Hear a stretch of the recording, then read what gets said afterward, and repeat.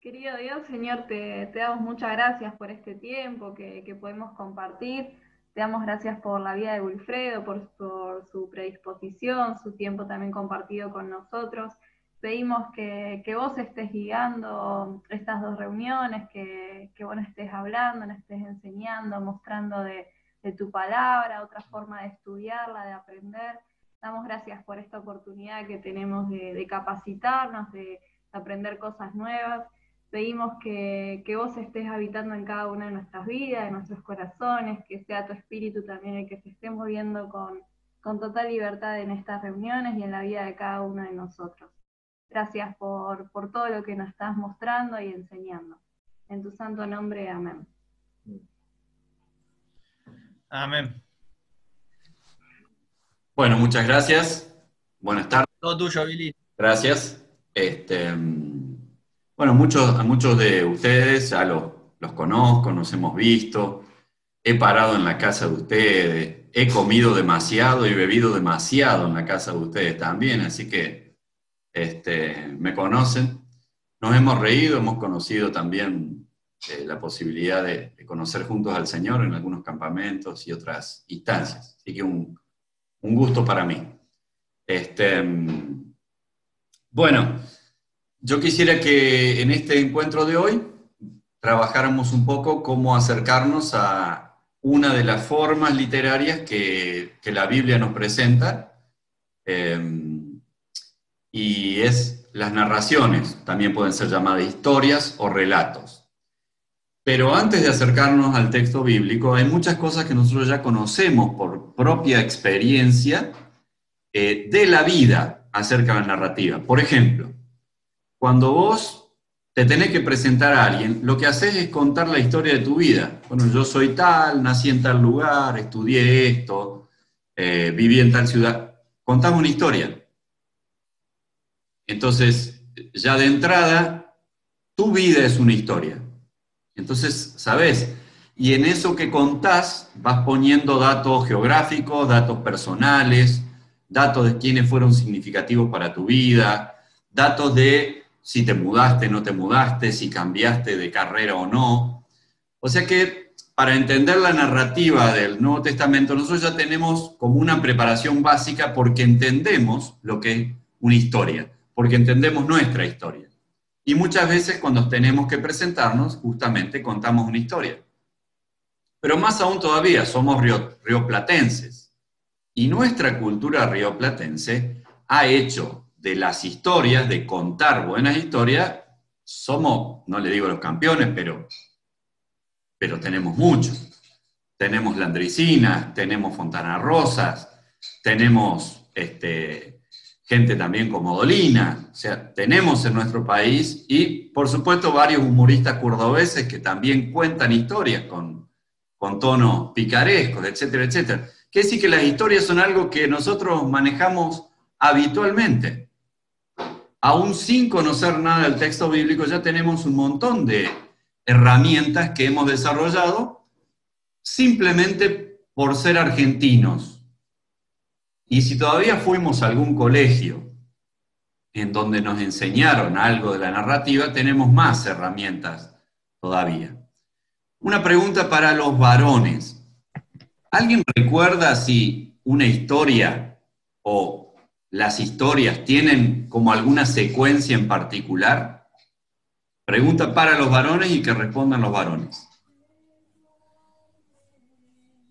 Sí, A ver, inicio, bien, desarrollo, sí, Y al final. perfecto, excelente, muy bien. Miedo, le iba diciendo, ¿viste? Tenía miedo por la No, está bien, está bien. El hombre se tomó su tiempo. Está bien, excelente, Bruno. Pero esa es la estructura básica de una historia. Un inicio, un desarrollo y un cierre. Puede tener varias otras maneras de decirlo, pero básicamente así es una historia. Pregunta para las chicas ahora. Tienen que responder las chicas. ¿Qué datos se consigna en el inicio de la historia? lugar, personas, tiempo. Bien, bien. había una vez, y ahí se empieza a plantear dónde era ese había una vez, en qué ciudad, en qué lugar, si era una casa, si era en el campo, qué año era, si era diciembre y había mucho calor o no. Lo que hace el inicio de una historia es plantearnos el escenario, básicamente. ¿Dónde se va a desarrollar la historia? O por lo menos el primer escenario de la historia. ¿Sí? Muy bien. Pregunta para los varones. ¿Cuáles son los elementos que aparecen en el desarrollo de una historia? Una problemática, una dificultad. Bien, excelente. Si no hay un conflicto, no hay historia, porque justamente lo que genera un conflicto es la sorpresa. Y ahora, ¿cómo hacemos? ¿Sí? Tiene que haber algún problema, tiene que haber alguna disputa, tiene que haber algo que esté ahí. ¿Cómo encontramos ahora a esta bella mujer que estuvo en el palacio y que salió corriendo y que dejó solo un zapatito? Y ahora tenemos que encontrar a la belleza que calzó ese zapato y no podemos. Es el conflicto y ahí surge toda esta espera. ¿Y dónde estará? ¿Y por qué no la encontramos? ¿Y dónde tendremos que ir a buscarla? Y eso es lo que le da a la historia suspenso. ¿Quién es el asesino? Justamente, la historia, cuando nos cuenta una película, ¿quién es el asesino? ¿Cómo vamos a hacer para encontrar el asesino? ¿Qué pistas ha dejado? Hay un conflicto. En el desarrollo siempre hay algún conflicto que plantea un suspenso. Muy bien. Ese conflicto va creciendo y llega como hasta un clímax, llega hasta un punto en donde la cosa es como insoportable, ¿sí? Y luego de ese conflicto, ¿qué hay?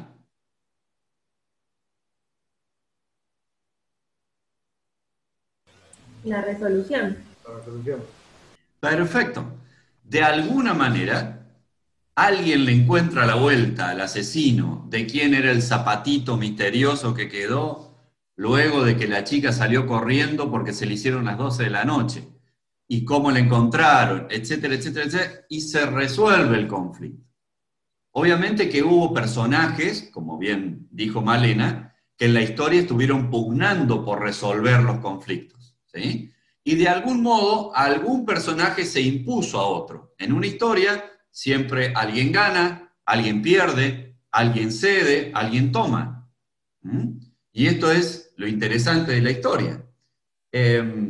Entonces, el desarrollo, como hemos convenido recién, están los protagonistas, hay un conflicto, esos protagonistas pelean, tienen acciones, ¿sí? Y finalmente se resuelve el conflicto.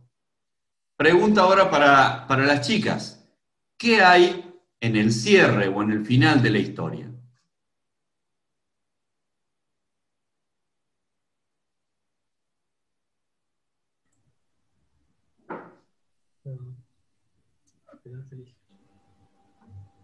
Vos sos la profe de lengua. ¿Puedes repetir la pregunta, Will? ¿Sí? ¿Qué hay en el cierre de una historia? ¿Qué se comparte?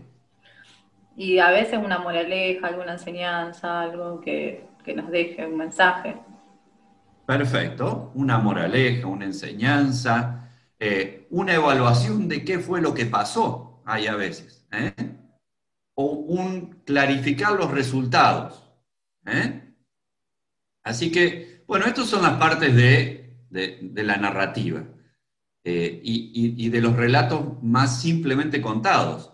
La posmodernidad ha mezclado estas cosas, ¿sí? Por ejemplo, 21 gramos, una película de hace unos cuantos años, ¿sí?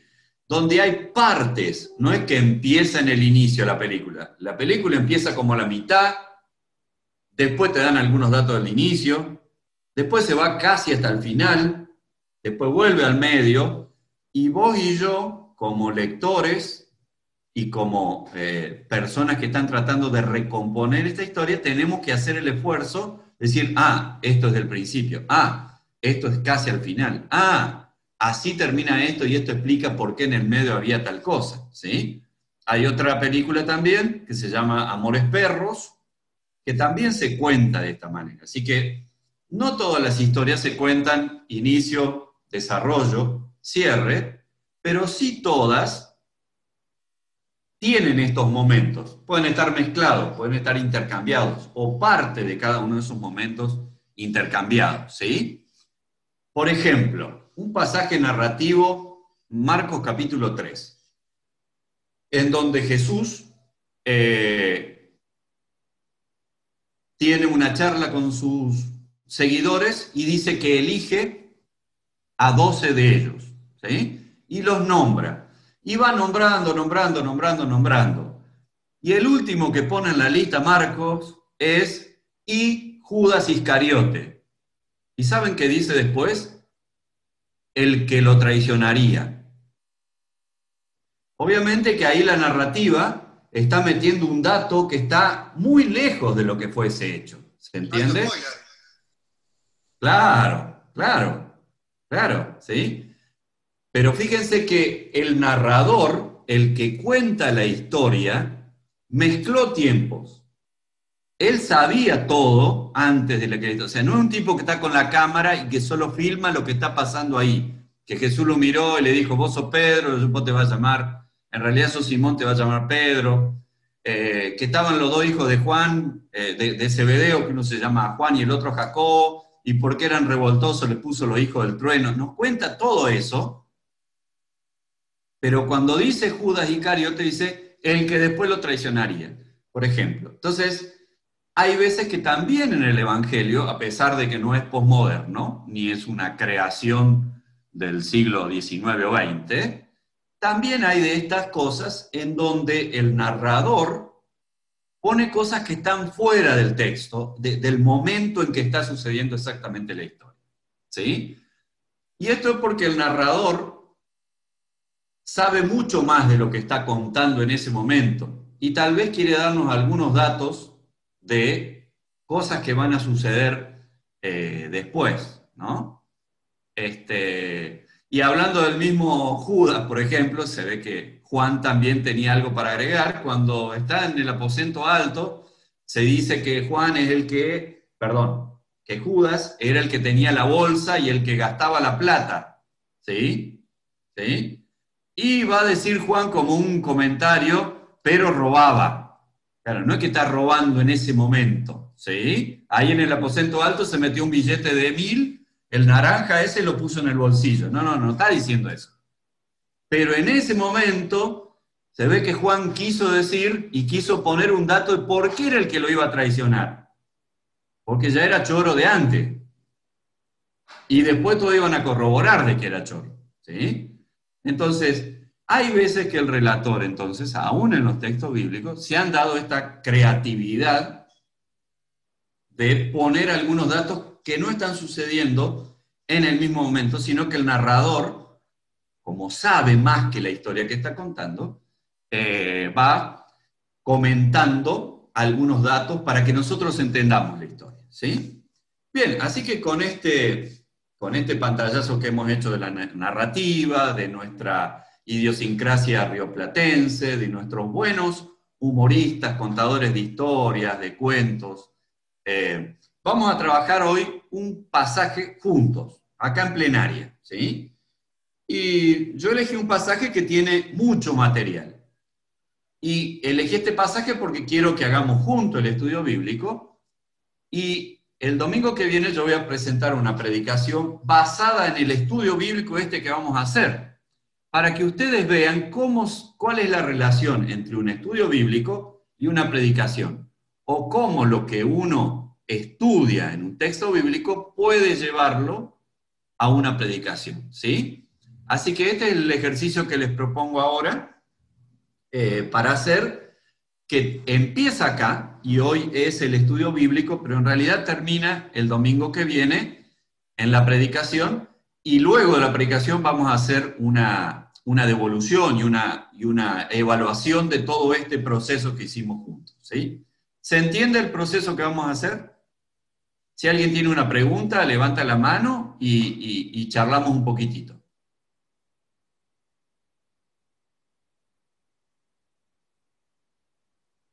¿Vamos bien? ¿Antonella? ¿Te estabas desperezando o...? Estamos, bárbaro. Bueno, seguimos. El pasaje que escogí es un pasaje trabajoso. O sea, como estamos en un grupo y tenemos un buen tiempo hoy, me metí a fondo con algo que implica mucho trabajo bíblico, ¿sí? O sea que no crean que todos los pasajes son así. Hay otros que son muchísimo más sencillos. Pero yo quiero hacer con ustedes un ejercicio de los más complicados para que veamos cómo es la peor de las situaciones. Además, una vez que uno le encuentre la vuelta, nos va a ser fácil llevarlo adelante, ¿sí? No se crean que vamos a quemar las neuronas hoy tampoco en esta instancia. Pero sí vamos a tener que estar muy atentos al texto bíblico. El pasaje es Juan 4, les pido que tengan ahí cerca sus Biblias o celular abierto. Juan 4, vamos a trabajar Juan 4 del 43 al 54. Juan 4, 43 al 54.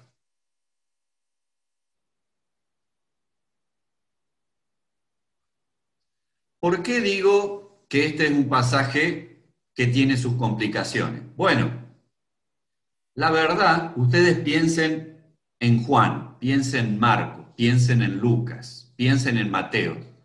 ¿Ustedes creen que alguna vez se les pasó por la cabeza que nosotros íbamos a estar leyendo lo que ellos estaban escribiendo? ¿Ustedes creen que algún día se levantaron y dijeron, yo sé que un día Wilfredo va a predicar sobre esto, qué bárbaro? ¿Creen que alguna vez hubo algún pensamiento de este estilo por la cabeza de Lucas? No. En realidad ellos escribieron estos evangelios para compartirlos con personas que estaban en el Imperio Romano. Ellos vivieron de cerca y vieron de cerca a Jesús y estuvieron con Jesús. Y resulta que en Roma nadie conocía a Jesús, porque no había YouTube como para que los mensajes de Jesús los pasen en Roma. ¿Tá? Ni tampoco Jesús podía tomarse un avión a dar una conferencia a Corinto. ¿Se entiende? Ni tampoco podía chatear un poco y mandarle un WhatsApp de audio a alguien para que lo pasen el domingo en el culto. Entonces, ¿cómo hicieron quienes conocieron a Jesús para que Jesús sea conocido a 2000 kilómetros de distancia en línea recta, por ejemplo, como hay entre Palestina y Roma? O 1800, como hay a Corinto, o 1100 en línea recta, les digo, como si fuéramos en avión. Pero no había avión, ¿tá? Había que hacer por barco o por tierra, tardar meses para llegar de un lugar a eso. ¿Cómo hacían en Tesalónica para saber quién era Jesús? No había forma. Entonces, ¿qué hicieron aquellos que estuvieron con Jesús? Lucas, Juan, Mateo, Marcos. Escribieron. Esto que tenemos nosotros es el relato de lo que ellos recordaron que vivieron con Jesús. Y esos escritos los mandaron a Roma, a Tesalónica, a Filipos, a Galacia, a Corinto, para que se sepa quién era Jesús. Pero nunca ellos pensaron que esos textos nos iban a hablar a nosotros. Entonces, pasaron estas cosas que nos pasan tan habitualmente a nosotros en los grupos. Ellos escribieron cosas que para ellos merecían comentarse, pero que leídas en otro tiempo no se entienden muy bien. ¿Por qué? Porque hay muchas cosas obvias que no la dicen. ¿Sí? Yo voy a poner un ejemplo para que ustedes entiendan. Miren, si de acá a 50, 100 años uno hace un comentario como este, ¿sabes qué? La yegua se robó todo y el gato nos mandó el país al bombo. Esta frase, así como yo la acabo de decir, es digna de un zoológico, de una persona que estudia animales, qué sé yo, pero ustedes se ríen porque entienden lo que yo estoy diciendo. Para nosotros es obvio. Claro, porque acá hay ciertas cosas que hay detrás de lo que yo estoy diciendo que ustedes entienden perfectamente. Más allá de que yo no quiero herir a nadie, ninguna susceptibilidad, por eso puse a los dos, a la yegua y al gato, para que nadie se pelee y crea que yo estoy hablando mal de uno o de otro, no es mi intención. Es poner un ejemplo para que entendamos que nosotros tenemos ciertas complicidades. Hay ciertas cosas que para nosotros son obvias y las decimos en esa jerga obvia. Bueno, en los evangelios también hay cosas de esas. Ellos no explican todo, porque hay cosas obvias para ellos. ¿Sí? Entonces, a veces nos cuentan lo obvio y a veces no. Y nosotros tenemos que en los evangelios tratar de mirar con ojos que no son los nuestros, sino con los ojos de quienes escribieron los evangelios. Entonces, esta es la dificultad. No es tan grande tampoco la dificultad para entender los pasajes bíblicos. Lo que tenemos que hacer nosotros es intentar pensar con una cabecita de 2000 años atrás. Intentar vivir las cosas como las pueden haber vivido hace 2000 años atrás. Y si hacemos ese esfuerzo, muy posiblemente comprendamos lo que los textos quieren decir. ¿Sí? Entonces, en esto de que este texto que tenemos es complicado, no es complicado porque la Biblia es complicada y no sabemos qué carajo nos quiere decir Dios con esto. No. No es por eso. Es porque tal vez nos falten algunos datos que con un poquito de búsqueda y con buenas herramientas los podemos llegar a encontrar para entender qué nos quiere decir Dios con esto. Bueno, esta es un poquito la introducción antes de meternos en el pasaje, que ya les digo, nos va a presentar varias dificultades en donde vamos a ser exigidos a pensar con una cabecita de 2000 años atrás. ¿Sí? ¿Vamos? Listo. Podemos proyectar la primera pantalla, Santi, que es el texto bíblico que vamos a trabajar. Así, ¿quién le gusta leer? ¿Alguien de ustedes que lo lea con voz firme? Ahí se ve bien. ¿Se ve completo ahí? Todavía no ves nada, o sea, ver eso. Ah. Sí se ve. Eso quizás no hay. Está bien. Ahora sí. ¿Ahí se lee? ¿Ahí Sí. se ve bien? Sí, Yo sí, lo estoy perfecto. viendo. ¿Sí? ¿Quién quiere leerlo? A ver. Yo lo leo, no tengo drama.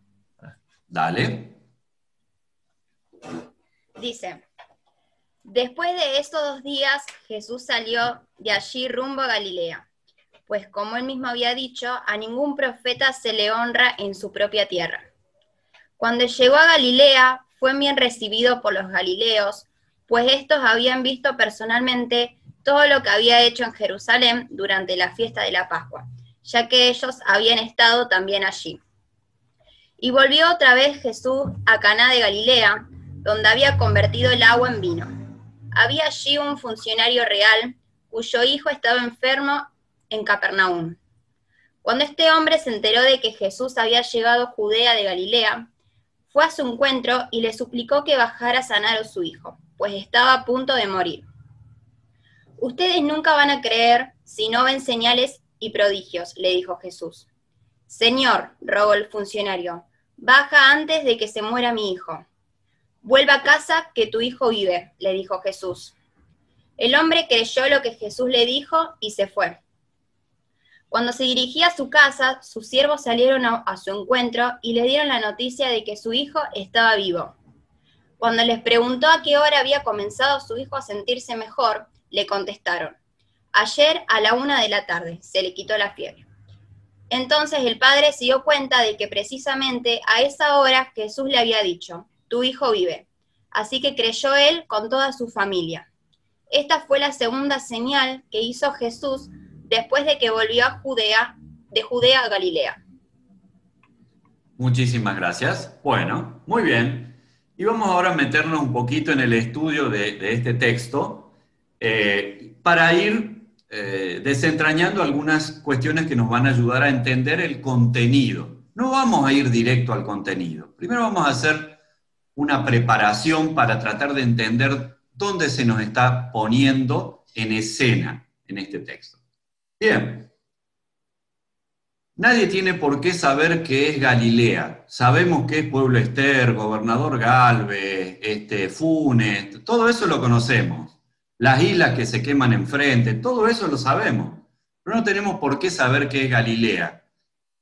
Suena seborrea, pero no tiene que ver con la caspa, por ejemplo, ¿sí? Entonces, segunda foto que quiero que proyectemos ahora, vamos a entender un poquito de qué se trata esto. En esta foto aparece lo que es el país en donde vivió Jesús, ¿sí? Este es el país donde vivió Jesús. Tenía 3 provincias importantes. Vamos a empezar desde el sur hacia el norte. La de más abajo se llama Judea, la del medio se llama Samaria, y la de arriba, la más al norte, se llama Galilea, ¿sí? Bueno, más o menos entre Judea y Galilea hay 100, 120 kilómetros en línea recta, para que tengan una idea, ¿sí? O sea que no es un país muy grande, ¿sí? De hecho, la provincia de Santa Fe tiene 3 veces más largo eso, ¿eh? Es mucho más largo que eso la provincia de Santa Fe, 3 veces casi. Más de 300 kilómetros en altura tiene Santa Fe, así que es un país chiquitito. Esta es un poco la situación, y este relato va a tener que ver con las 3 provincias estas. Si tienen el texto presente, fíjense una primera cuestión que tenemos que observar una vez que nos hemos metido en el país de Jesús. Después de estos 2 días, cuando un texto empieza así, ¿uno qué tiene que hacer? Les pregunto a las chicas.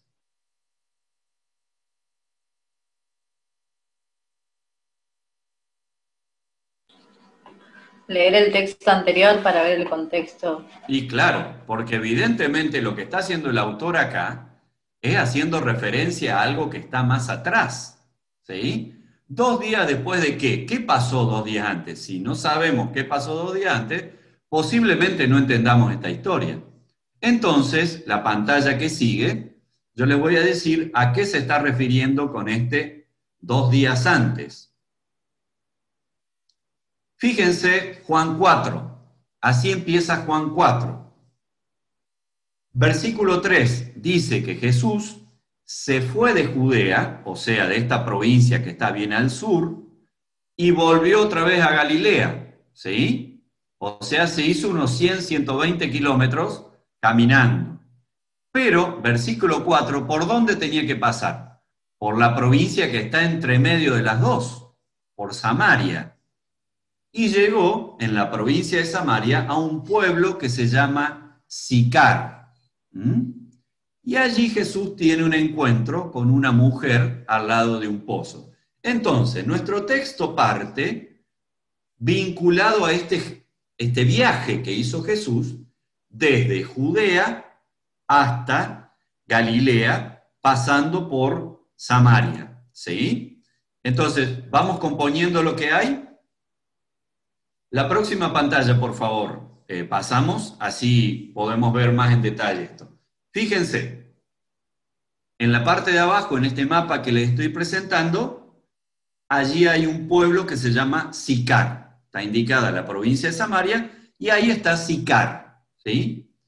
Y si ustedes miran un poquito para arriba, van a ver la provincia de Galilea, que es donde va a suceder el hecho que nos va a narrar Juan.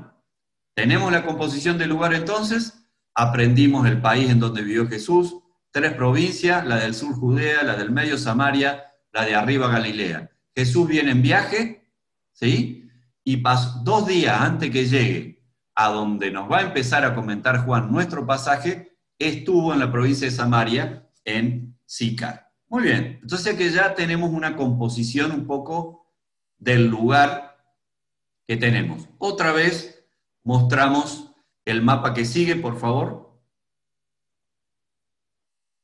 Allí tenemos todo el país de Palestina, allá está indicado Jerusalén, en Judea, de donde salió Jesús, y tenemos indicado Samaria y Galilea como lugares que él transitó para llegar a donde nos vamos a concentrar ahora.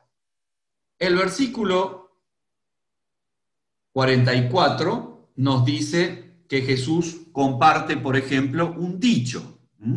Se ve que hay un dicho que es popular en los tiempos de Jesús, y que hasta es popular en el nuestro, porque fíjense que todavía nosotros usamos eso.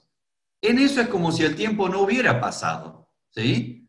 El tiempo pasó para la ciudad de Sicar, el tiempo pasó para la provincia de Samaria y de Judea y de Galilea, pero fíjense que algunas cosas del texto bíblico sí llegan hasta nosotros. Este refrán que aparece en el versículo 44, no hay profeta a quien se le honre en su propia tierra, todavía aparece en nuestros días. Pregunta para los varones, ¿qué significa? ¿Cuándo usamos ese refrán nosotros hoy?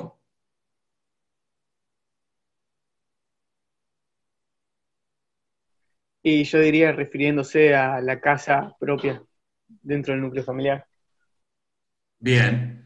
Es como que, Fabián, vos tenés ciertas características que tal vez en otras casas o en otros lados son más valoradas que en tu casa. ¿Puede ser? Puede ser, puede ser. Algo de eso, ¿sí? En una de esas ustedes tienen predicadores y gente que hace estudios bíblicos mucho más brillantemente que yo, pero les parece que yo, porque vivo en Córdoba, soy no sé qué, ¿sí? Bueno, estas cosas siempre nos parecen, ¿sí? Siempre nos parece que, no, si esto viene de Europa es una garantía. Si no, pero no vas a comparar, ¿eh? Esta frase que dice, no vas a comparar, ¿eh? Bueno, todo esto tiene mucho que ver con no ser profeta en su propia tierra. Y hay hasta casos como Sociedad Argentina terribles que nos han pasado, ¿sí? Favaloro fue un tipo valorado en el mundo entero y se terminó suicidando en nuestro país, porque creo que como gobierno y como sociedad no supimos acompañarlo y que él ayude a toda la gente que quería ayudar. Y ciertamente que este dicho en situaciones más concretas y cercanas a nosotros sigue teniendo vigencia en nuestro lugar. Bueno, versículo 45, ¿tienen la Biblia ahí? Miren el versículo 25, yo voy a leer. Así seguimos interiorizándonos en estas cuestiones de este texto. Cuando llegó a Galilea, sabemos dónde está Galilea, miren el mapa, la provincia más al sur. Cuando llegó a Galilea, fue bien recibido por los galileos, así se llaman los que viven en Galilea, los galileos, ¿sí? Pues estos habían visto personalmente todo lo que había hecho, ¿en dónde? Fíjense, en Jerusalén, volvemos al mapa. O sea que había gente de Galilea que había estado con Jesús en Jerusalén y había visto lo que Jesús había hecho en Jerusalén. ¿Qué será esto que Jesús había hecho en Jerusalén? Bueno, ya lo vamos a ver. Por lo pronto, quiero que veamos la próxima imagen, por favor.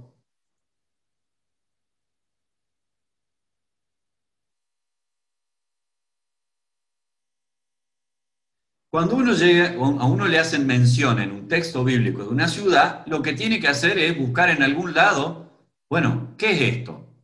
¿Sí?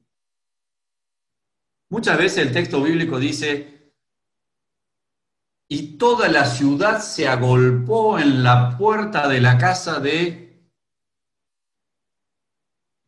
apóstol Juan, del apóstol Marcos, de quien sea, ¿sí?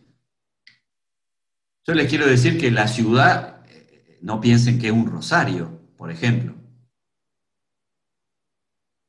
Este texto al que yo estoy haciendo referencia, cuando se habla que toda la ciudad se agolpó en la casa de Pedro, estamos hablando de una ciudad como Capernaum, que ¿saben cuántas manzanas tenía? 6. Así, 6 manzanas. Esa es toda la ciudad. Bueno, el texto bíblico está escrito en un tiempo en que toda la ciudad era toda la ciudad, tenía 6 manzanas. Claro, vos decís, ¿a quién le ganás con 6 manzanas? Bueno, pero este texto está escrito 2000 años atrás. Somos nosotros los que tenemos que entender la manera que ellos tenían de entender una ciudad, ¿sí? Entonces, cuando te nombran una ciudad, una aldea, lo que hay que hacer es ir a buscar algún libro, algún ejemplo, buscar en internet hoy, ¿de qué estamos hablando cuando hablamos de Caná de Galilea? Bueno, muy bien. Y acá ustedes tienen, yo voy a leer un pequeño comentario sobre lo que es Caná de Galilea. Primero, dice, una aldea de Galilea, en las regiones altas al oeste del lago. Se menciona únicamente en el Evangelio por Juan. Fue escenario del primer milagro realizado por Jesús y está consignado en Juan 2, 1 y 11. El lugar donde, con una sola palabra, sanó al hijo del oficial del rey que yacía enfermo en Capernaum. ¿Sí? Como también la aldea donde vivía Natanael. Bueno, esto es un poco Caná de Galilea. Es una aldea, una pequeña aldea, diríamos hoy. Es un pueblerío, ¿sí? Muy bien, la próxima imagen nos va a decir esto que el texto nos viene tratando de hacer entender, que es ¿qué había hecho Jesús en Jerusalén que los galileos habían escuchado de él? Vamos a Juan 2. Miren lo que había hecho Jesús en Caná de Galilea en otra oportunidad. Había estado en Caná de Galilea, había ido a una fiesta con su familia, y en esa fiesta hubo un pequeño detalle. Como bien dice y canta la Mona Jiménez, alguien se había tomado todo el vino. No está en tono de pregunta en el texto bíblico como lo canta la Mona, pero la situación es la misma. Se habían tomado todo el vino, ¿sí? Y resulta que la mamá de Jesús no tiene mejor idea de decirle, tal vez la mamá hubiera querido que Jesús componga quién se ha tomado todo el vino, supongo yo, se me hace como para pensar cualquier estupidez nomás, ¿no? Y para que nos riamos un rato. Pero le dice a Jesús, che, se han tomado todo el vino y no sabemos quién. Y de ahí viene la canción, obviamente. Y Jesús, ¿qué hace? Unas tinajas de agua que había, las transforma en vino y bueno, y hace que los muchachos sigan divirtiéndose y la sigan pasando bien, ¿no? Lo que nos dice que cuando la gente quiere pintar a Jesús como un agua fiesta, que en la boda de Canaán se puso a orar y a ayunar cuando todos estaban de jolgorio, no tienen ni idea de lo que es Jesús, ¿sí? Lo que dicen eso es que Jesús es un amargado, malondón, que siempre es muy espiritual, que solo le interesa orar con el Padre y todo lo... No, a Jesús también le interesa que la gente la pase bien y que si hay una fiesta, siga divirtiéndose la gente. Tenemos que decir que las fiestas en Palestina eran de una semana, ¿sí? Y había que tener buena cantidad de vino para una semana, con parentelas y donde se juntaba y era una reunida del clan familiar. Así que esto de que se haya tomado todo el vino el tercer día y no quede más nada, era algo que podía sonar habitual, ¿sí? Bueno, ¿les interesa todo esto o no? ¿Está bueno? Bueno, seguimos. Sí. ¿Se dan cuenta cómo uno va dialogando con el mundo de hace 2000 años atrás, ¿no? He tratado de mostrarle mapas para que lo entendamos, he tratado de contarle historias que tienen que ver con cómo se movía la gente, cómo se comunicaba la gente de aquel tiempo, cómo era una fiesta, cómo era una ciudad, etcétera, etcétera. Así que vamos metiéndonos de a poquito en el texto. Bien. Volvió Jesús a Caná de Galilea, versículo 46 estoy leyendo, donde había convertido el agua en vino. Bien.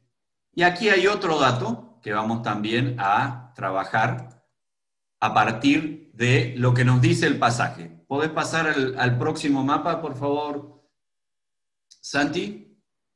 Miren lo que aparece en el versículo 46.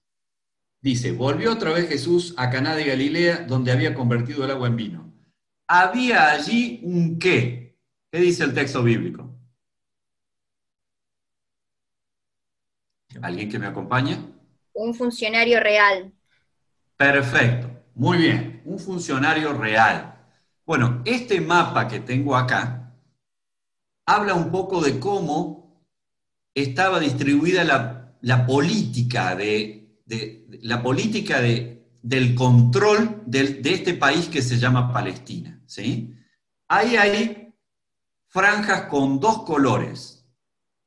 La franja pintada de color jacarandá, por decirlo de una manera, tipo lila, ¿sí? Que es Galilea y Perea, estaba gobernada por un muchacho llamado Herodes Antipas. Chicas, no le pongan ese nombre a sus hijos, no tomen apunte.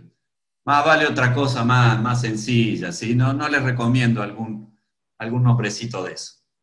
Pero decía, en lo lila está gobernado políticamente por Herodes Antipas, ¿sí? Lo celeste, Samaria, Judea y Idumea, está gobernado por Herodes Arquelao. O sea, como que este país había dos grandes muñecos puestos por el Imperio Romano. Esto nos dice a nosotros que Palestina era un país conquistado, Palestina era un país servil, Palestina era un país que estaba gobernado por extranjeros, era un país invadido, ¿sí? Y los gobernadores de cada uno de estas que acabamos de ver en este mapa respondían a los romanos, ¿sí? Respondían a los gobernadores romanos. De hecho, Jesús va a tener encuentro con gente romana, como por ejemplo Poncio Pilatos, un nombre, por más que a ustedes les suene a River, Poncio, tiene que ver más con los romanos que, en este caso, que con River, ¿sí? Así que por ahí va la cosa. Funcionario real. Había en Capernaum, en Caná de Galilea, había un funcionario real, versículo 46, que tenía a su hijo enfermo en Capernaum. Este funcionario real, obviamente, era una persona encargada que respondía a las órdenes de Herodes Antipas, que es el político que gobierna la región. Así que, de esta manera, el texto nos está diciendo quién es el personaje con quien Jesús se va a encontrar. Este es uno de los primeros personajes que aparece en este texto. Malena nos decía que en una narrativa uno tiene que estar atento a los personajes. Bien, apareció un personaje. Este personaje es un personaje político vinculado al poder de Roma, ¿sí? ¿Se dan cuenta cómo el texto no nos dice nada de esto y hay que buscarlo en otro lado? Esta es la dificultad que a veces nos presenta el texto. Así como yo hablo de la yegua y no hace falta que diga quién es, ellos hablan del funcionario real y no hace falta que digan quién es, porque todos sabían quién era el funcionario real. ¿Se entiende? La misma lógica de ciertos datos comunes que nosotros tenemos para hablar del gato o de la yegua, es la misma que tienen los escritores bíblicos cuando dicen había un funcionario real. Bueno, ese funcionario real nosotros sabemos que es alguien que es un empleado de la planta política vinculado a Herodes Antipas. ¿Sí? Que Herodes Antipas era el gobernador que respondía a Poncio Pilato como un gobernador romano. ¿Se entiende? Nos estamos metiendo, ya nos hemos metido en la geografía del texto, nos hemos metido en la política del texto, nos hemos metido ya con uno de los personajes. Entonces, yo les quiero decir que este encuentro de Jesús no es un encuentro con un pescador, no es un encuentro con una mujer prostituta, no es un encuentro con un cobrador de impuestos. Es un encuentro con una persona que maneja poder. Es un encuentro con una persona que está acostumbrado a tomar decisiones y a hacer cosas en nombre del poder que le fue otorgado. ¿Ah? Y esto es lo que el texto nos presenta de esta manera un poco esquiva. Uno tiene que, mediante el estudio bíblico, intentar desentrañar esto, ¿sí? Porque cuando este personaje le hable a Jesús, le va a hablar de este lugar, ¿sí? Le va a hablar de este lugar de poder, de reconocimiento social que él tiene. Y hasta tal vez le diga cosas a Jesús Pero no, che, Jesús, discúlpame, yo levanto la mano, sí, yo el que casi no se escucha, te pido un favorcito, si tu agenda no está complicada, qué sé yo, no quiero ser molesto, en una de esas vos tenés otras cosas que hacer, yo tal vez no le hable así, porque no es su personalidad, ni es su lugar en la vida. Entonces, si nosotros somos capaces de entender quién es este personaje, tal vez podamos entender más profundamente cómo le va a hablar ese personaje a Jesús y cómo Jesús le va a hablar a ese personaje. ¿Se entiende por qué estamos haciendo este estudio? Para poder disfrutar mejor del mensaje que tiene y para poder entender mejor qué es lo que está pasando cuando Jesús dialoga con alguien. Créanme que esto no es una clase de geografía, créanme que esto no es una clase de política, créanme que esto no es una clase de las cosas que tienen que ver con el contexto de un texto bíblico. No, no. Estamos haciendo todo esto para entender mejor el mensaje que va a ser presentado en este texto. Sinceramente, no me interesa que ustedes sepan geografía por saber geografía. Sí me interesa que todo lector bíblico pueda entender qué está pasando en ese texto, pueda agarrarlo, pueda sacarse los anteojos del siglo XX que tiene para ponerse los anteojos del siglo I y ver qué está pasando en el texto. Y esto presupone un ejercicio. Y ahí vamos yendo. ¿Alguna pregunta? ¿Alguien que quiera, de algo que hemos explicado hasta ahora? ¿Alguien que tenga una pregunta, una duda? Si no soy claro en algo, no tengo ningún problema, es un problema mío, ¿sí? No es de ustedes el problema. Si ustedes no entienden hoy, es un problema mío, no es un problema de ustedes. Así que no tengan miedo de... Si hay algo que no se entiende, lo vemos. ¿Seguimos adelante? Bueno, vamos entonces. Versículo 47. Cuando este hombre, léanlo, así lo seguimos juntos. Cuando este hombre, que vuelvo a decir, es un funcionario real, un líder de la planta política del gobierno que está sometiendo a Palestina, cuando este hombre se enteró de que Jesús había llegado de Judea a Galilea, fue a su encuentro y le suplicó que bajara a sanar a su hijo, pues estaba a punto de morir. Muy bien. ¿Dónde vive? Pregunta para los varones. ¿Dónde vive esta persona, este funcionario real? ¿Capernaum? En Capernaum. Perfecto. Muy bien. Siguiente pantalla, por favor, Santi.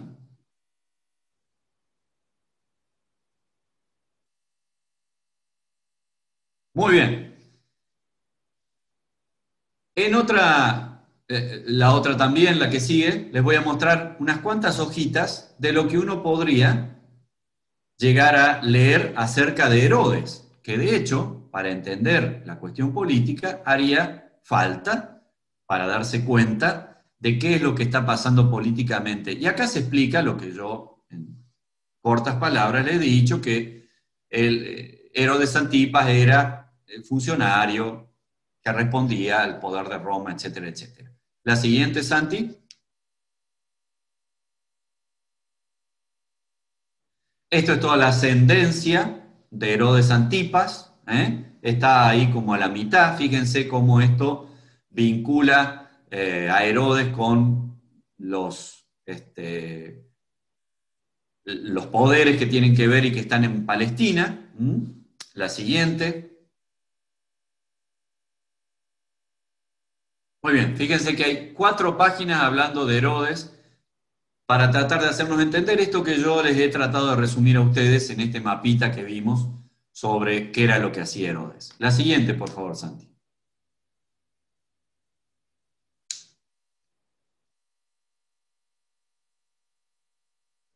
Muy bien. Tenemos a este funcionario del rey que vive en Capernaum. Está perfecto. Y se entera que Jesús que ha venido desde Jerusalén, o sea, la provincia de Judea, ha pasado por Samaria, ha llegado a Galilea y está en Caná de Galilea. Y sabemos también por el texto de que funcionario tiene un hijo que está a punto de morir. Pregunta para las chicas. Supongamos que yo quisiera especular. Esto es diferente a todo lo que le he mostrado antes. Lo que le he mostrado antes son mapas, cosas históricas, etcétera, etcétera. Ahora vamos a especular, vamos a jugar. ¿Tá?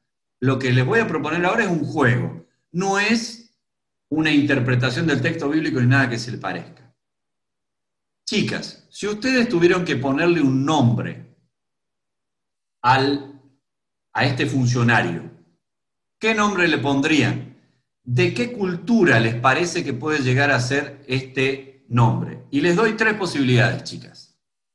Judío, griego o romano.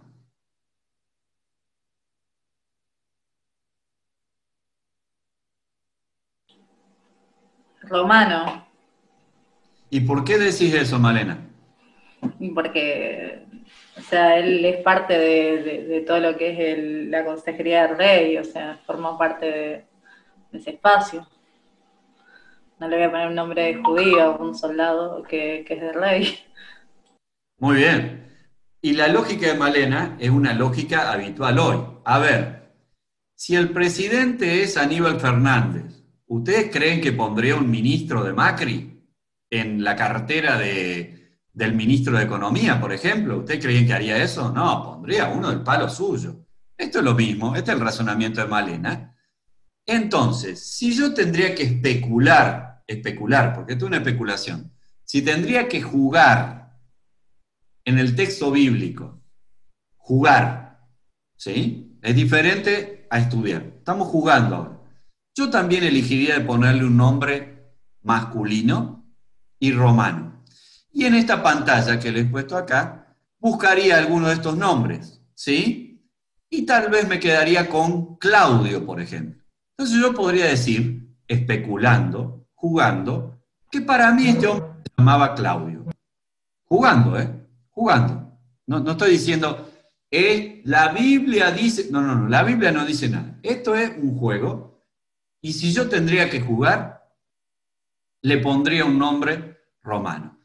Y si le pondría un nombre romano, se lo pondría con C, y no sería ni Cándido, ni Catamito, ni Cayetano, ni Cecilio, sino Claudio, porque Claudio suena a emperador, ¿no? Suena a poder. Entonces, jugaría con esta cuestión de que si le tendría que poner y bueno, yo especularía de que se llame Claudio, esta persona, ¿sí? Y ahora los varones, si tendrían que especular sobre cómo se llamaría el hijo que está enfermo, que nos dice el versículo 47, a los varones, ¿cómo creen que se llamaría? ¿Sería un nombre palestino, judío, griego o romano? Romano. ¿Y por qué decís eso, Nau? Y porque es el mismo palo, supongo que porque la idea es querer hacerlo reconocer como el mismo palo que el padre, digamos. ¿No? Está bien, le pondré un nombre cercano a su cultura. Además, a ver, le pondré un nombre que le dé estatus. No que se llame como los que él está conquistando, ¿sí? No que se llame como los que tiene de súbditos. Pondré un nombre que, no le vamos a poner Jessica, como le pondría el cordobés. Jessica, no. No le pondría, suena groncha, Jessica, ¿cómo es Jessica? La Jessie, llámala a la Jessie. No, Entonces, obviamente, como dice el Nau, le pondría un nombre que tuviera que ver con algo de la cultura romana, etcétera, etcétera. Próxima pantalla, Santi. Mientras nos divertimos con el texto bíblico y todo esto. Espero que se estén divirtiendo un rato también mientras estamos estudiando, ¿no? Muy bien. Quiero mostrarles un poquitito dónde está Capernaum. Este es el mar de Galilea. Mar Bueno, en el texto bíblico aparece mar. Habría que ver qué tiene de mar eso, ¿no? ¿Saben qué? Es un laguito un poco más grande que el de Carlos Paz, que tenemos los cordobeses acá. No es mucho más que eso. Para mar es como que le queda, loco, pará. Se te fue la mano, ¿sí? Pero bueno, ellos eran lo que eran y estaban viviendo en el mundo que vivían, y para ellos eso era un mar y lo llamaban así. Es como dicen los rosarinos, que nosotros le decimos río en Córdoba y no. Acá Claro. dicen, no, río es el río Paraná. Es hilito No de te agua. piqué, Santiago. Claro. No te piqué, Santiago. Ahí te atacó. Este hilito de agua que tienen ustedes ahí en Córdoba, no me digas que es un río, no jodamos, claro, es cierto.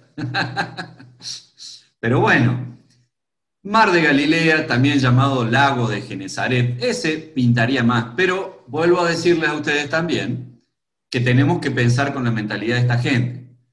Ese Mar de Galilea levantaba olitas de hasta 10 metros cuando el viento sur soplaba fuerte. Entonces, cierta razón tienen en llamarle Mar de Galilea, ¿sí? Así que ellos sabían muy bien que el mar podía embravecerse y que no era el pequeño oleaje que puede haber en el lago San Roque de 30, 50 centímetros de olita en el lago San Roque. Bueno, esto era mucho más. Así que bueno, así le llamaban. Capernaum, como ven, está en la parte norte del lago de Galilea. Y ahí en esos puntitos que ustedes ven, es porque son como aldeas, justamente, porque no son grandes ciudades. Ahí están como indicadas las manzanitas, cada uno ese cuadradito que ustedes ven al lado de la costa del lago, vendrían a ser como las manzanitas. ¿Cuál les parece que es la aldea más grande de toda esta zona? Tiberias. Tiberias, bien. Magdala también es grande, un poco más extendido Magdala. Pero verán Y allí Betsaida también. también. Así que eso es un poquito el mapa en donde vivía esta persona. Vive al lado de un lago, y está en la zona norte del mismo, ¿sí? Muy bien. La siguiente, por favor. Bueno, no sé si han notado algo, pero les quiero llamar la atención sobre una palabrita que aparece en el versículo 47 y que va a aparecer en el versículo 49 también. ¿Cuál les parece que es?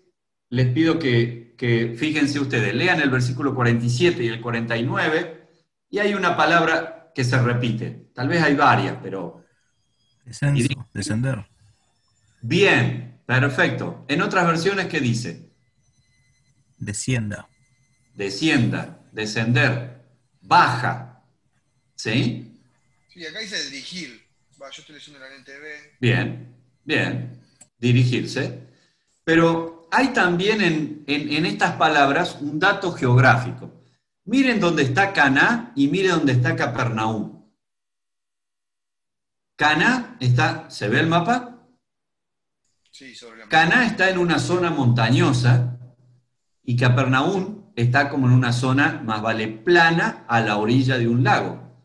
Entonces, fíjense cómo, sin decirlo, nos está diciendo que lo que tenía que hacer Jesús era un viaje en descenso, bajar de altura, bajar de altitud, ¿sí?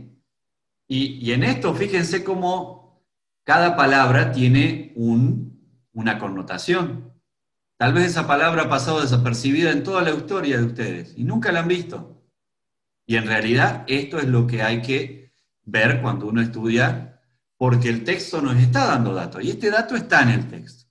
O sea que de Caná a Capernaum hay que bajar. Siguiente diapositiva, por favor. Muy bien.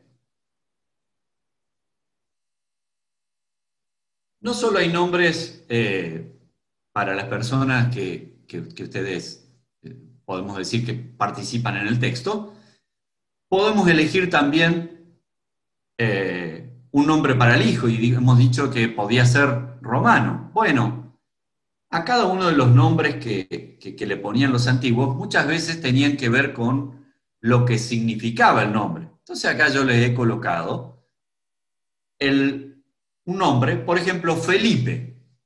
Felipe significa amante de los caballos, y es un nombre que se le ponía a los niños, a los varones, ¿sí?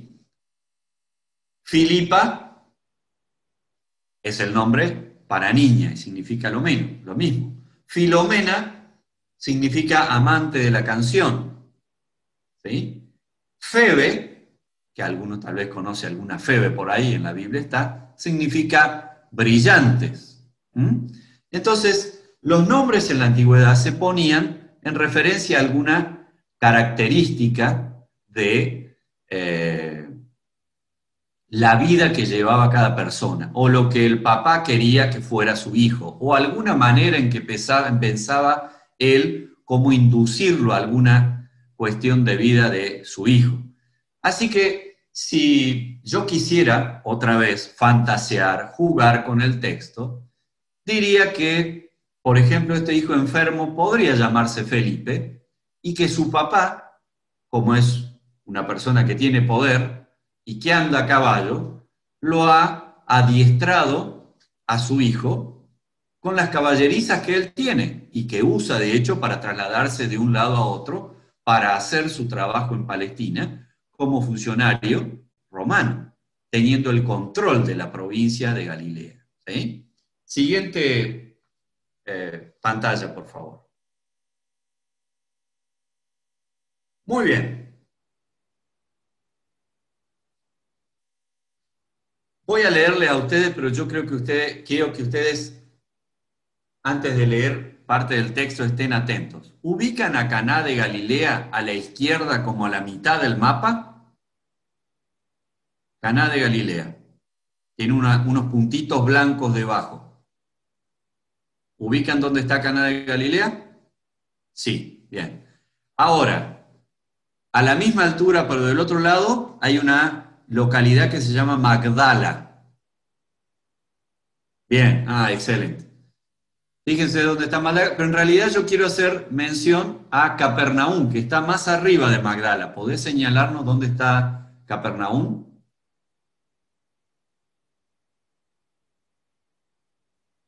Bien.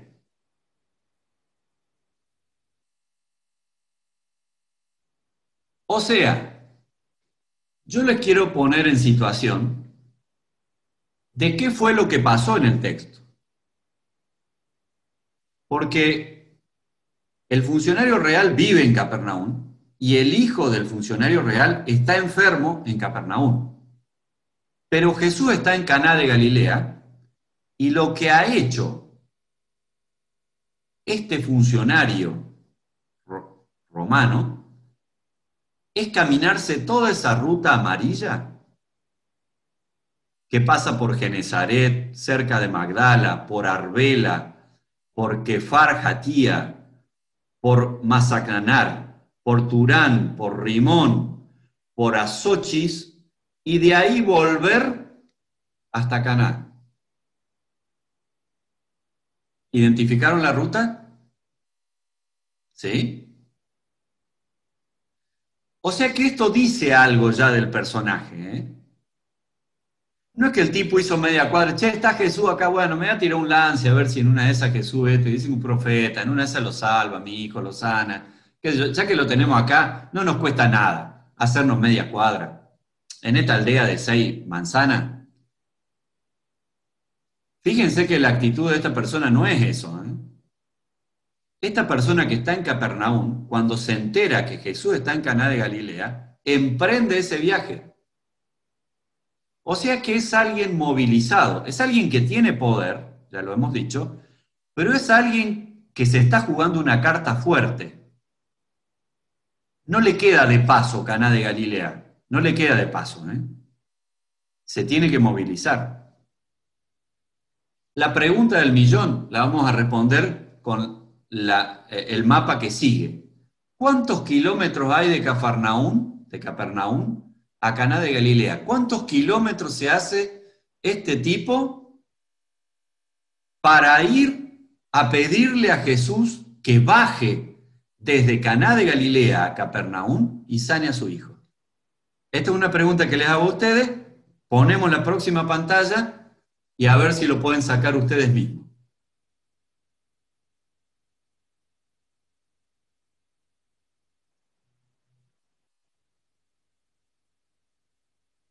¿Podemos ampliar esta pantalla en la parte baja? Bien, pero la parte bien de abajo. Vamos a la parte bien de abajo. A ver, le hago acá zoom desde acá. Bueno, Bueno, si quieren ver. Bueno, muy bien. eh, Yo les voy a dar un dato.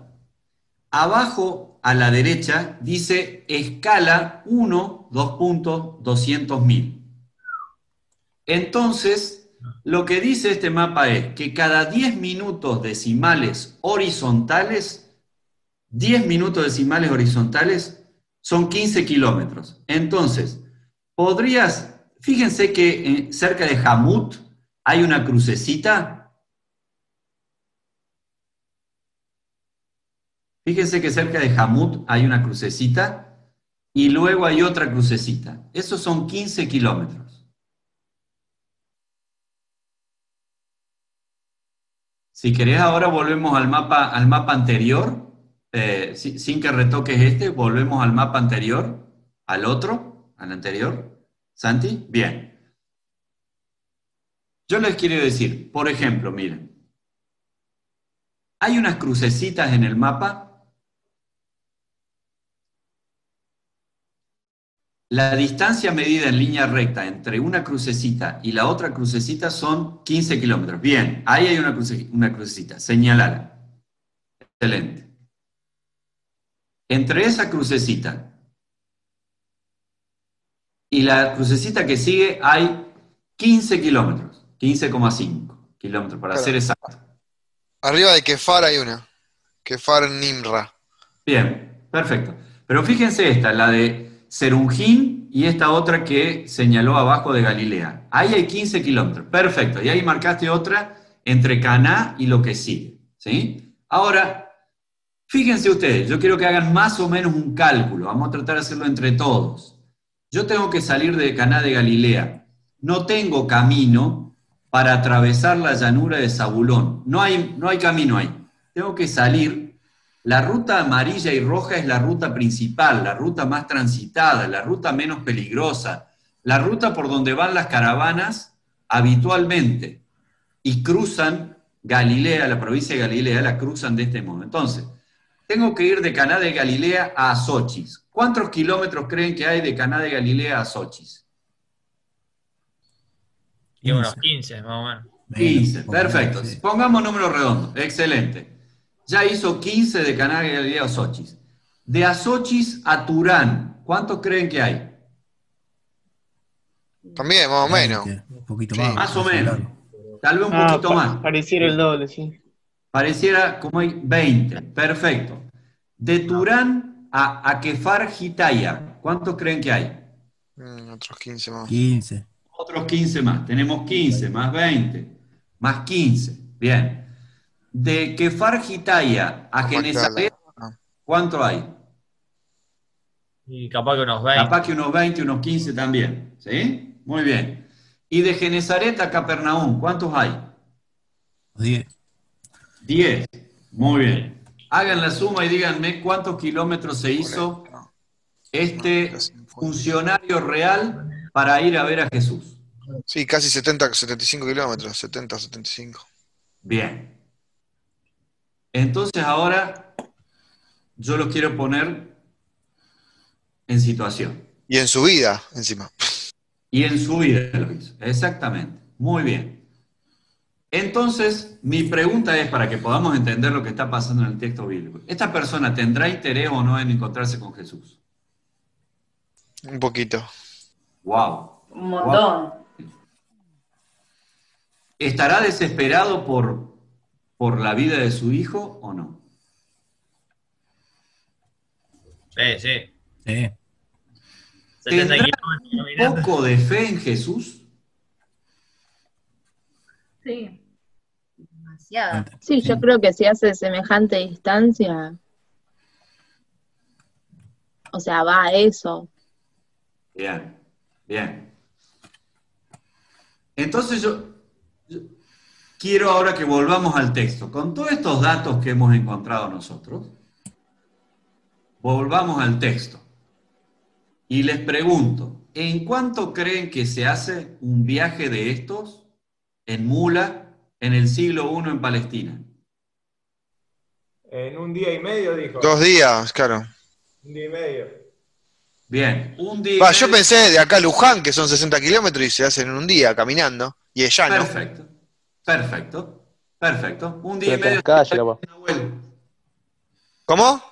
Un La día y tenía medio faltado. estaría bien entonces. A San Nicolás, Marciano, no a Luján. Bueno, San Nicolás, no es lo mismo. vos.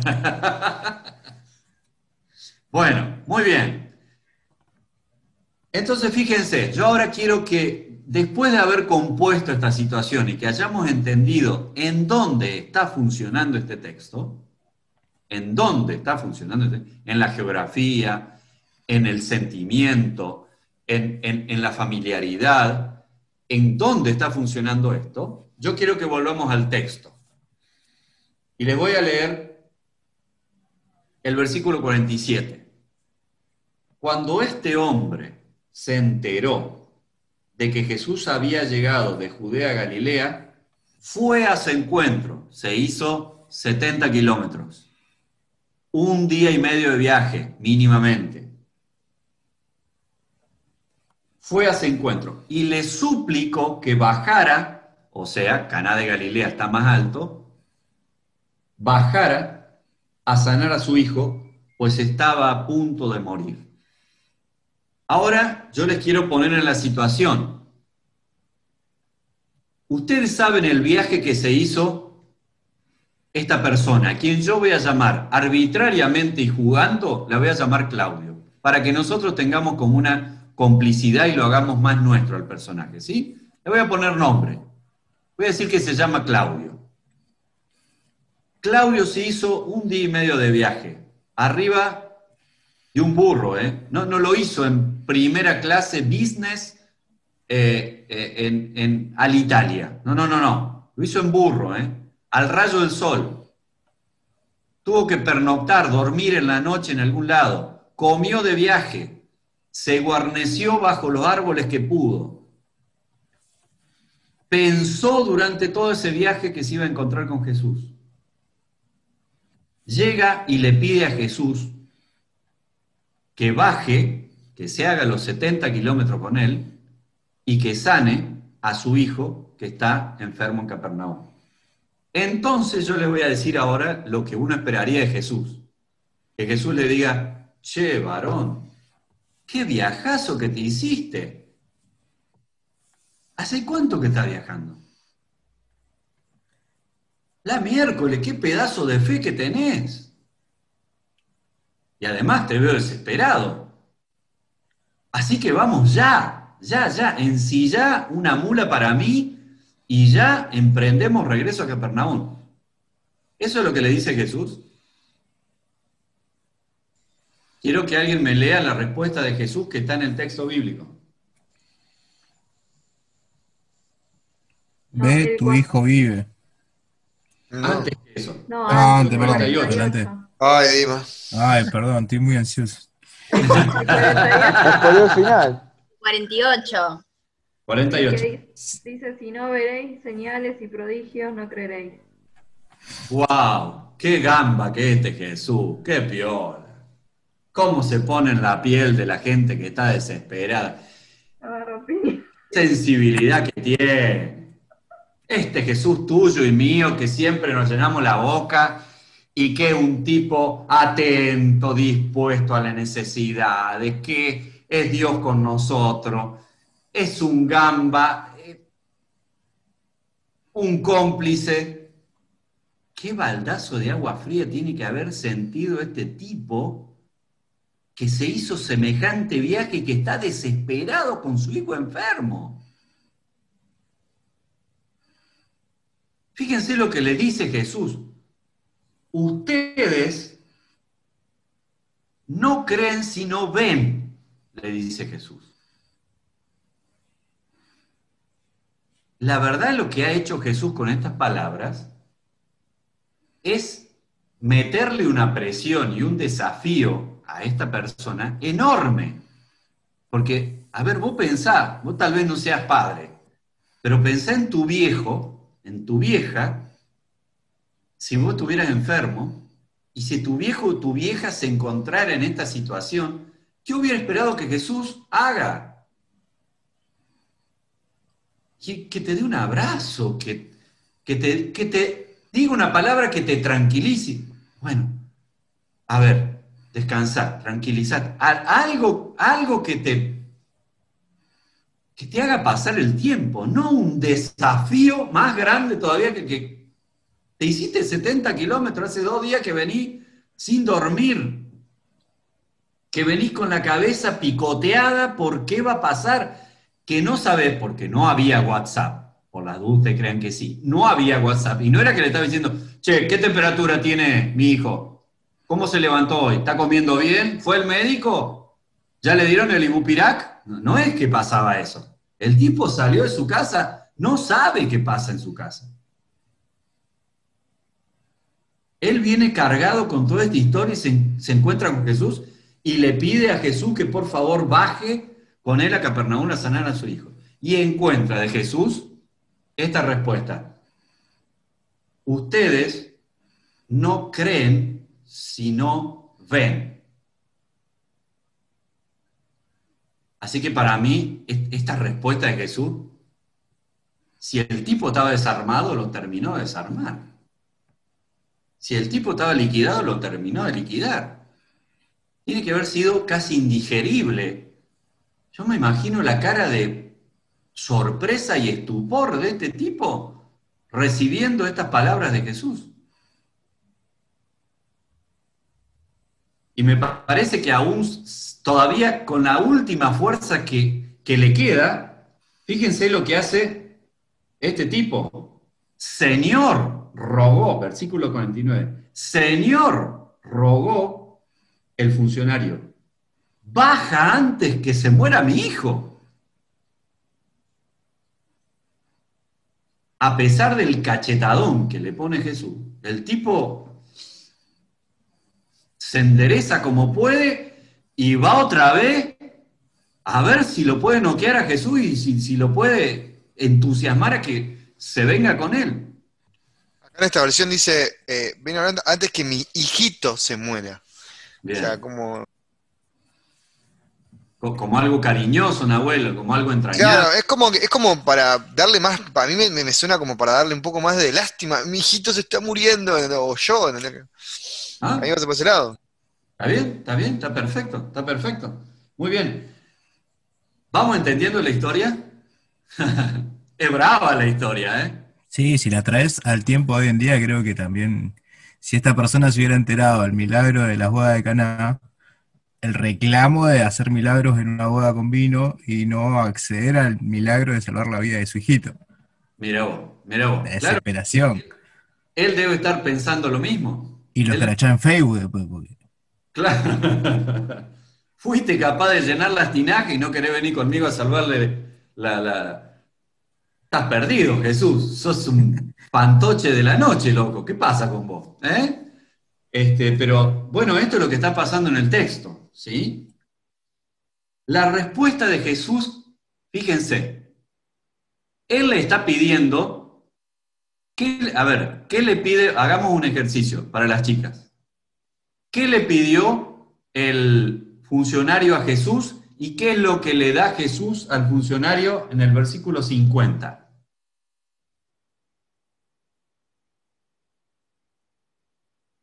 Primera pregunta, ¿qué le pidió el funcionario a Jesús?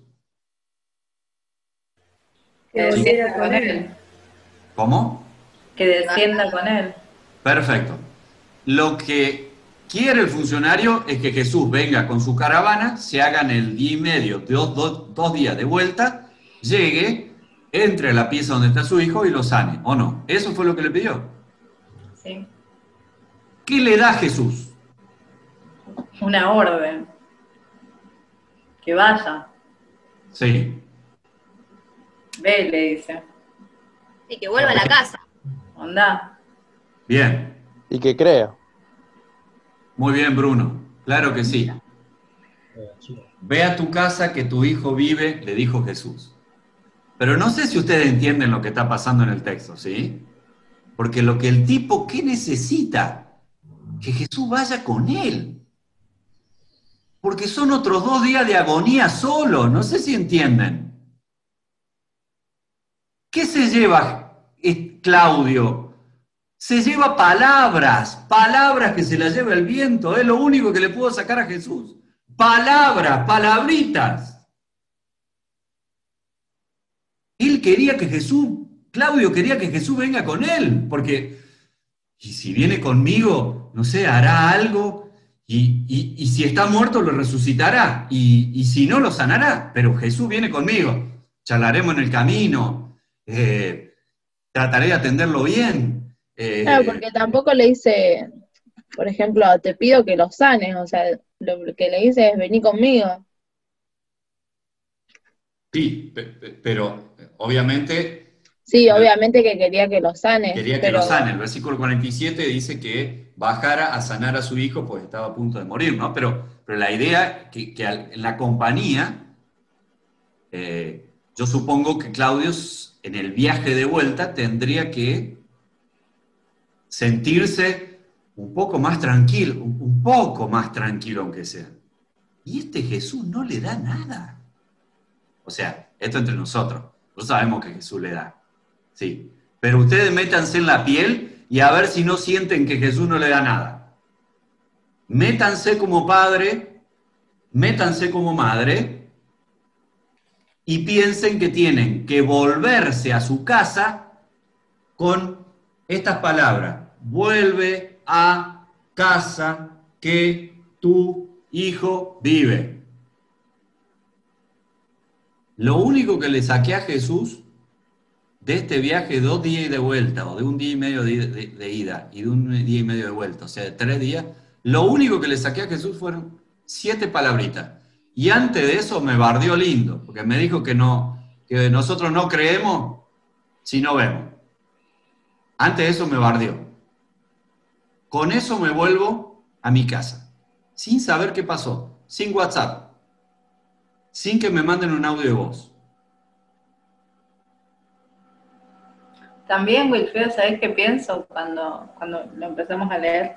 Que, bueno, pusimos en contexto todo el cargo que tiene el oficial, Claudio, y que cuando llegó, yo creo que también los discípulos que estaban ahí con Jesús, o sea, vos ves un soldado romano y, o sea, medio como que te asustás ahí frente a ese encuentro, y el tipo no debe haber llegado así paseando, o sea, debe haber llegado a los piques, cansado, o sea, se tiró del caballo prácticamente y como que le dijo, o sea, vení conmigo, tenés que venir conmigo, o sea, fue como una situación que creo que debe haber desencajado a todos menos a Jesús, que como que lo miró y como que le tiró esas palabras y como que todo alrededor era un caos. Y él simplemente, o sea, le dijo, si no vierais señales y prodigios, no creerías. Pero alrededor era como un caos, o sea, el tipo, yo creo que a los discípulos también le debe haber presentado como esta situación de que él tenía un cargo muy importante y se podría creer que él tenía cierta autoridad para imponer ciertas cosas ahí. Bien, Pero bien. sin embargo llegó así como un pollito mojado, o sea, fue rendido, fue como, o sea, vengo a buscarte, o sea, vengo a ver Sí, esa cuestión. sí, totalmente de acuerdo, totalmente de acuerdo. Entonces, quisiera tratar de pensar con ustedes, miren, lo que Jesús le está proponiendo, ahora miremos la cosa del lado de Jesús. Jesús le está proponiendo a este funcionario, y escuchen bien, que crea para ver. Lo que Jesús le está proponiendo a este funcionario es que crea para ver. Y por eso es que Jesús dice en el versículo 48, la palabra esta tan poco compinche que dijimos nosotros que Jesús había tenido, en realidad es una preparación para que él entienda por dónde lo quiere tratar Jesús. Lo que Jesús ha dicho, ustedes nunca van a creer si no ven. Así que yo te desafío ahora a que vos creas para ver. Invierte las cosas, ¿se dan cuenta? El funcionario quería ver para creer. Algo cree, está bien, hemos dicho que algo cree, evidentemente, porque si hace este viajazo, algo cree, obviamente. Pero él quería que Jesús lo acompañe para ver el milagro y creer en él, ¿sí? Y Jesús lo que le hace, él le da vuelta a la bocha. Y le propone ver, no ver para creer, sino creer para ver.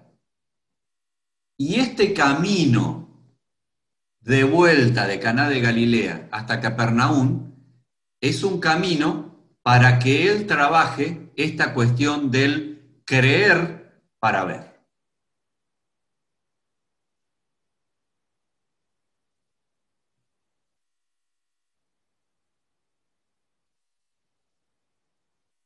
Y ahora yo, en base a los datos que tenemos aquí, voy a mostrarle algunas otras cosas que él puede haber hecho. Pensemos, con esa palabra, él tiene que volver a su casa. Siguiente mapa, por favor, Santi.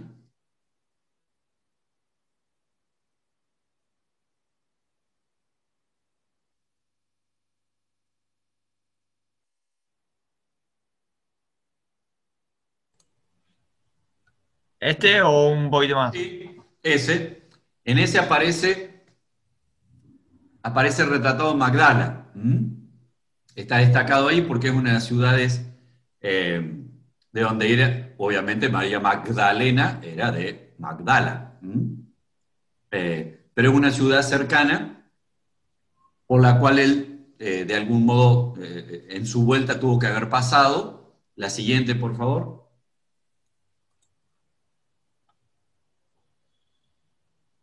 Esto es una vista de la orilla de Capernaum, es una vista actual, para que ustedes entiendan un poquito cómo es el paisaje de Capernaum, ¿sí? Esto es hoy en día.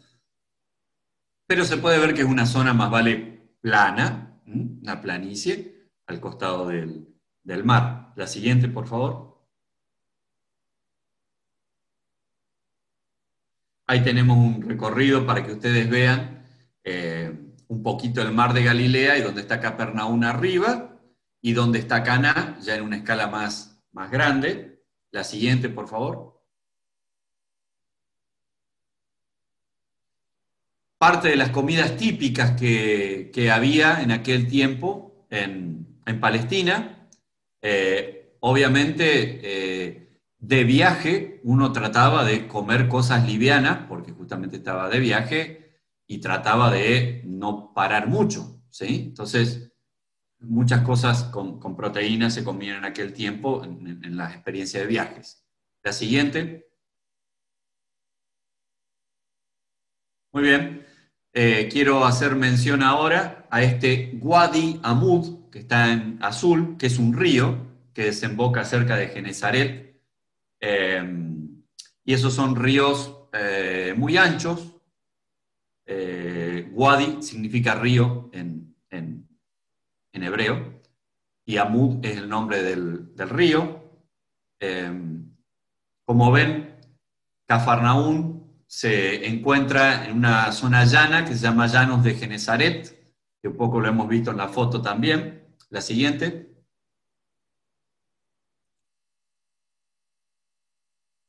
Y allí tenemos a la ciudad de Capernaum. ¿Hay alguna más? Bueno. Esto que aparece acá abajo son las 6 manzanas de Capernaum. Esto es una foto actual de Capernaum, ¿sí? Básicamente, ustedes ven como ruinas en la mitad, en la parte baja, se ven edificios que son grandes, más modernos, y después se ven apenas muros de 50 centímetros. Esas son las ruinas que quedan en Capernaum. La siguiente foto, que hay más detalle. Ahí están las ruinas de Capernaum.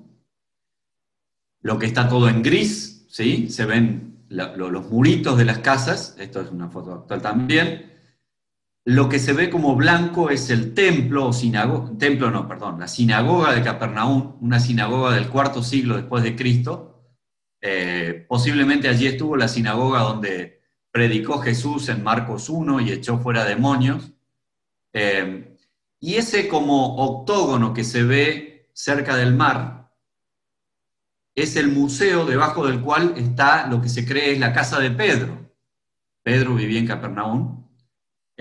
Y digamos, para no romper la casa en sí, lo que se ha hecho es todo un piso de vidrio, uno sube ahí y ve para abajo, mira para abajo. ¿Sí? Obviamente eso está un atractivo turístico de la Capernaum actual, ¿no? La siguiente.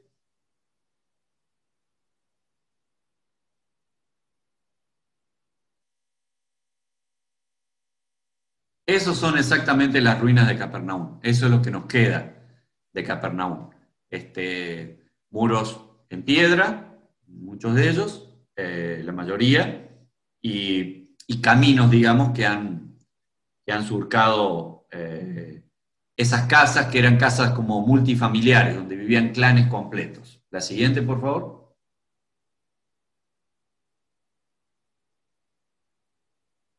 Bueno.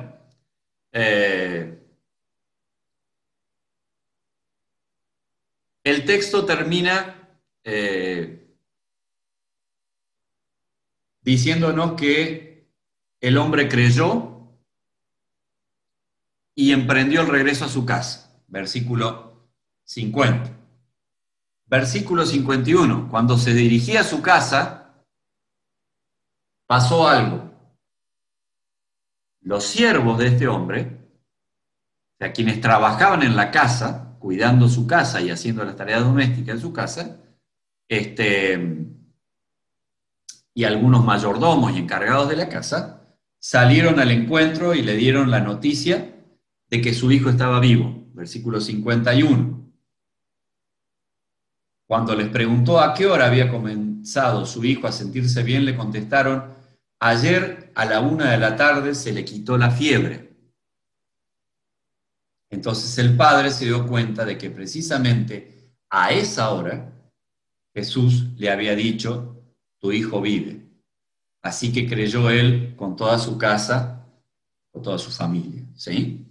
Bueno, si yo tendría que especular sobre qué nombres le pondría a estos siervos encargados de la casa de este funcionario, dirían que serían nombres o bien romanos o bien griegos, ¿sí? Nunca judíos, porque nunca habría un encargado judío en la casa de un romano, ¿sí?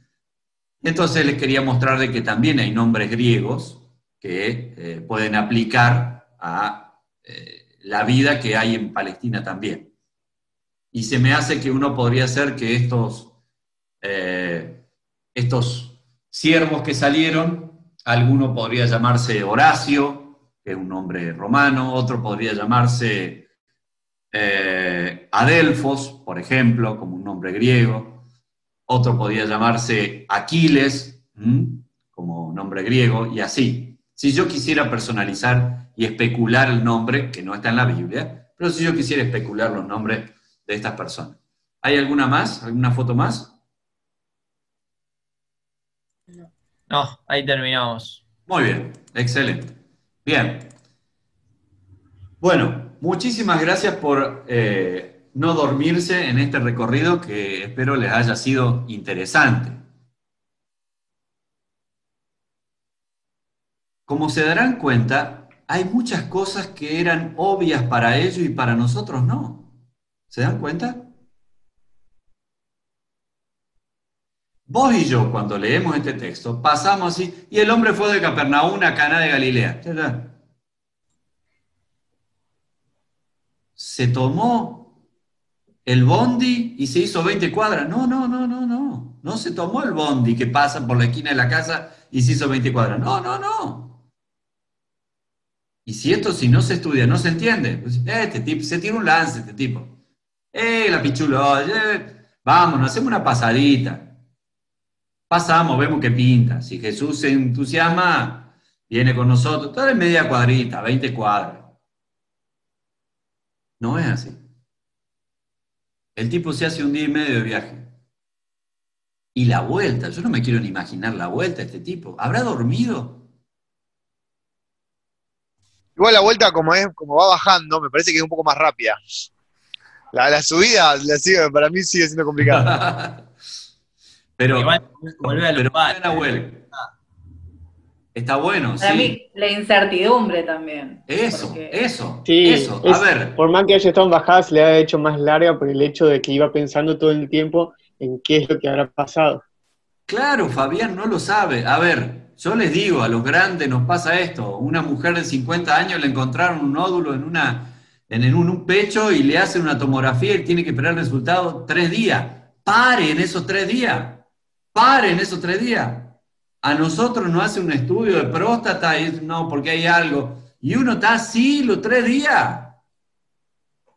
No dormí, no tenía otra cosa que pensar. A todos nos pasa eso.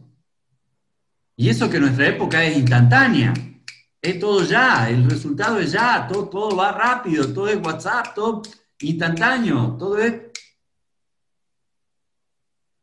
Pero pensá que vos tengas que hacerte un camino de un día y medio sin tener ninguna certeza de nada. O sea, solo Jesús que te dijo 7 palabras.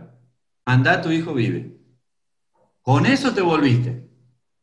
Dormí si podés. Comé si podés. Pensá en otra cosa si podés. Y el tipo tiene que creer en el camino para ver. Porque Jesús le ha dado vuelta a todo. Él se lo quería llevar a su casa y ver para creer. Y Jesús le dio vuelta a todo. Y le dijo, tenés que creer primero para ver. Entonces, yo he querido en este recorrido y en este estudio tratar de animarlos a ustedes para que vean cuántas cosas se pueden descubrir con 10 mapitas. Esto que saqué yo está todo en internet, ¿eh? Yo no soy un genio. No soy un genio, les aseguro. Ustedes ponen Camino de Caná a Capernaum, van a encontrar los mismos mapas que yo, ¿eh? No es que a este se lo damos a Wilfredo porque se lo va a enseñar después al grupo de Arroyito. No, aparece a todo lo mismo. Esta preocupación de tratar de entender qué pasa en el texto bíblico, miren si nos da herramientas. Yo todavía no prediqué del texto. Ahora, yo estoy seguro que ustedes en la cabeza ya tienen 3 o 4 predicaciones sobre este pasaje, con lo que han visto. ¿O no?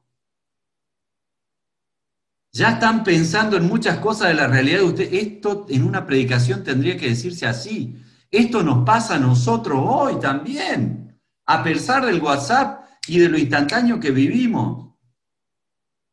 Hay situaciones en que Dios nos pide que creamos para ver, porque no vemos. Y yo sé que ustedes están pensando, y mientras estamos hablando de todo esto, ya enseguida han hecho puentes con su realidad. Entonces, este ejercicio, que ya llevamos casi 2 horas de trabajo, a mí me parece que es algo muy importante. Nos hemos metido con un texto, fíjense, el texto decía cuántos kilómetros había de Capernaum a Caná. No, porque ellos viven ahí, saben. Es como si vos le decís, pero no, es de acá, sí. Vamos y compramos los muebles acá. Y vos decís, y ya sabés cuántos kilómetros son. Bueno, ellos también hablaban así y escribían así. Y sabían por qué ruta tenían que ir. Y no nos dijeron nada. Vos y yo tuvimos que tratar de entender, estudiando, cómo funcionaba este texto. ¿Qué era lo que estaba pasando en este texto? Bueno, este ejercicio, que para otros textos es muchísimo más sencillo,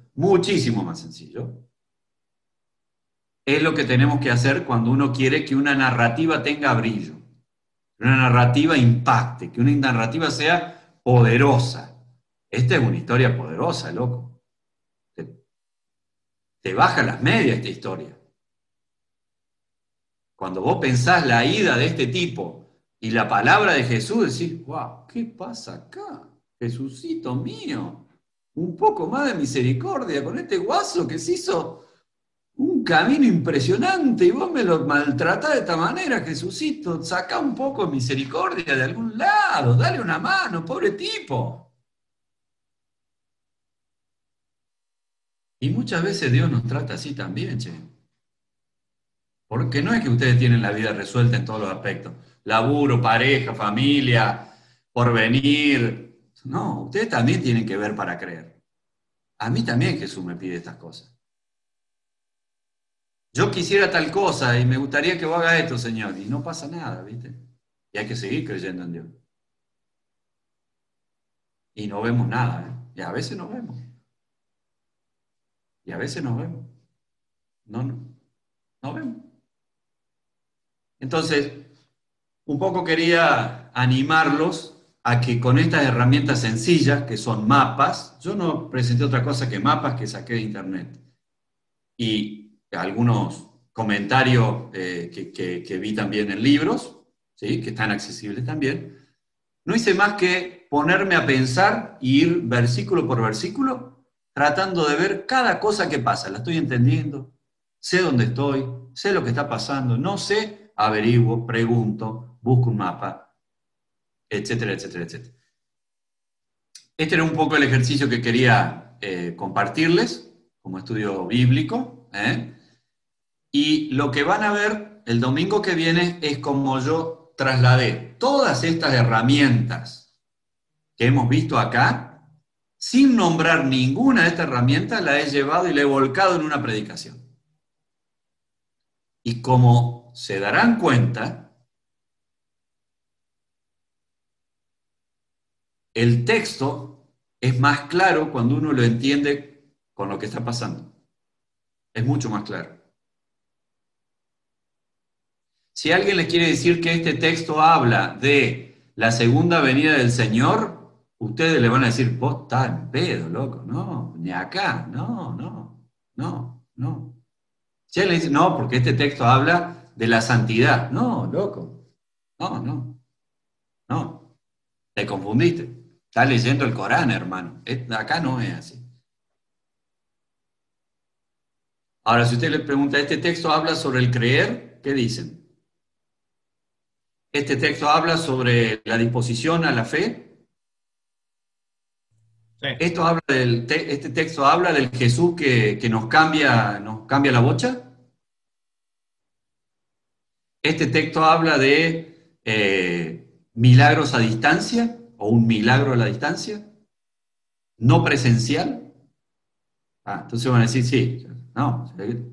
¿Por qué? Porque entendimos el texto bíblico a partir de estudiarlo profundamente.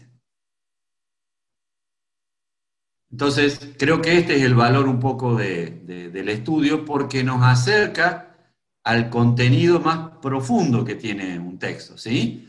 Y que no por profundo es complicado. El texto te plantea una cuestión muy simple, pero muy directa. Y, bueno, ese era mi ejercicio.